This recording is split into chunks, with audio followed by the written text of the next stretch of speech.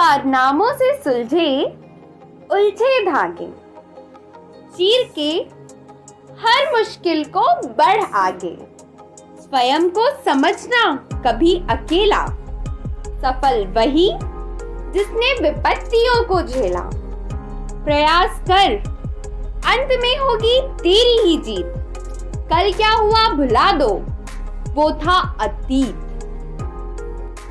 Hello friends, मैं भूमिका आशा करती हूँ कि आप सभी स्वस्थ और मस्त होंगे। आज हम बात करने वाले हैं दोस्तों छत्तीसगढ़ में श्रमिक आंदोलन के सूत्रधार तथा सहकारिता आंदोलन के प्रणेता ठाकुर प्यारेलाल सिंह के बारे में। इनका जन्म 21 दिसंबर 1891 को राजनांदगांव जिले के दहिहान ग्राम में हुआ था। इनके पिताजी का नाम ठाकुर दीनदयाल सिंह तथा माताजी का नाम नर्मदा देवी था। प्यारेलाल सिंह की प्रारंभिक शिक्षा राजनांदगांव में संपन्न हुई। उन्होंने रायपुर के गवर्नमेंट हाई स्कूल से मैट्रिक तथा हिस्लॉप कॉलेज से इंटरमीडिएट पास किया। 1916 में इलाहाबाद विश्वविद्यालय से वकालत की परीक्षा पास की। विद्यार्थी जीवन में वे मेधावी तथा राष्ट्रीय विचारधारा से ओतप्रोत थे। वे सिर्फ पढ़ाई लिखाई में ही नहीं, खेलकूद तथा सामाजिक गतिविधियों में भी आगे रहते थे। ठाकुर प्यारेलाल सिंह के संघर्ष की शुरुआत उनके विद्यार्थी जीवन से ही हो गई थी। शिक्षकों के अविवेकी निर्णयों और राज परिवारों के बालकों की उद्दंडता को ठीक करने का बीड़ा उन्होंने उठाया। उनके नेतृत्व में एक बाल टोली बनी। सन 1905-6 में गरीब छात्रों को शिक्षा से वंचित करने के लिए फीस बढ़ा दी गई और यूनिफॉर्म अनिवार्य कर दिया गया। ठाकुर प्यारेलाल सिंह के नेतृत्व में छात्रों ने इसके विरुद्ध आंदोलन किया और इसमें सफलता भी प्राप्त की। उन्होंने 1907 में राजनांदगांव में अंग्रेजी शिक्षा के खिलाफ हड़ताल करवाई, जो देश की पहली छात्र हड़ताल मानी जाती है। उन्होंने विद्यार्थी जीवन में ही 1909 में राजनांदगांव में सरस्वती पुस्तकालय की स्थापना की। यह क्रांतिकारी साहित्य के प्रचार प्रसार का अच्छा माध्यम सिद्ध हुआ। वकालत की पढ़ाई पूरी करने के बाद ठाकुर प्यारेलाल सिंह वकालत करने लगे।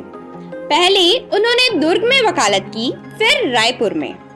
शीघ्र ही उनकी गणना प्रतिभाशाली वकीलों में होने लगी। निर्धन तथा कमजोर लोगों को न्याय दिलाने के लिए वे सदैव तत्पर रहते। 1920 में प्यारेलाल के नेतृत्व में राजनांदगांव के बीएनसी मिल के मजदूरों ने हड़ताल कर दी। यह देश की सबसे लंबी हड़ताल थी, जो 37 दिनों तक चली और अंत में मजदूरों की मांगे पूरी हुई। इसी प्रकार 1924 और 1937 में उन्होंने मजदूर आंदोलनों का सफलतापूर्वक नेतृत्व किया। 1936 में वे पहली बार मध्य प्रदेश विधानसभा के सदस्य चुने गए। वे 3 बार 1937, 1940 और 1944 में रायपुर नगर पालिका के अध्यक्ष चुने गए। वे हर बार प्रचंड बहुमत से चुने जाते थे। रायपुर में 1938 में छत्तीसगढ़ महाविद्यालय की स्थापना में उल्लेखनीय योगदान दिया। छत्तीसगढ़ अंचल के बुनकरों को संगठित करने के लिए ठाकुर प्यारेलाल सिंह ने 6 जुलाई 1945 को छत्तीसगढ़ बुनकर सहकारी संघ की स्थापना की। वे मृत्यु पर्यंत उसके अध्यक्ष रहे। वे छत्तीसगढ़ अंचल में सहकारी आंदोलन के पुरोधा थे। छत्तीसगढ़ अंचल की रियासतों का भारतीय संघ में विलय कराने में उन्होंने महत्वपूर्ण भूमिका निभाई। प्रवासी छत्तीसगढ़ियों को शोषण और अत्याचार से मुक्त कराने की दिशा में भी वे आजीवन सक्रिय रहे। 1950 में ठाकुर प्यारेलाल सिंह ने राष्ट्रबंधु नामक अर्ध साप्ताहिक का प्रकाशन किया। वे इसके संस्थापक तथा प्रधान संपादक थे। वे हिंदी, संस्कृत तथा अंग्रेजी के विद्वान थे। इतिहास, राजनीति, धर्म, दर्शन के क्षेत्र में उनका ज्ञान अगाध था। ग्रामीणों के बीच वे अपना भाषण छत्तीसगढ़ी तथा सामान्य बोलचाल की भाषा में देते थे। वैचारिक मतभेदों के कारण ठाकुर प्यारेलाल सिंह ने कांग्रेस से त्याग पत्र दे दिया और आचार्य कृपलानी जी के द्वारा गठित किसान मजदूर पार्टी में शामिल हो गए। 1952 में वे रायपुर से मध्य प्रदेश विधानसभा के लिए चुने गए तथा विरोधी दल के नेता भी बने।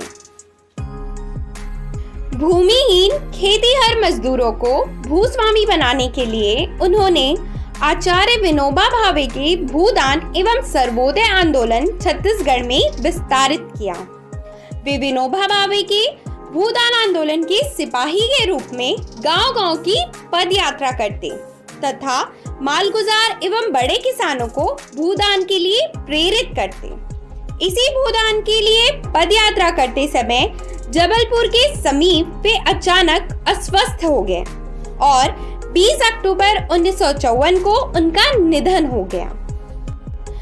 नवीन राज्य स्थापना के बाद छत्तीसगढ़ शासन ने उनकी स्मृति में सहकारिता के क्षेत्र में उत्कृष्ट प्रदर्शन करने के लिए ठाकुर प्यारेलाल सिंह सम्मान स्थापित किया है।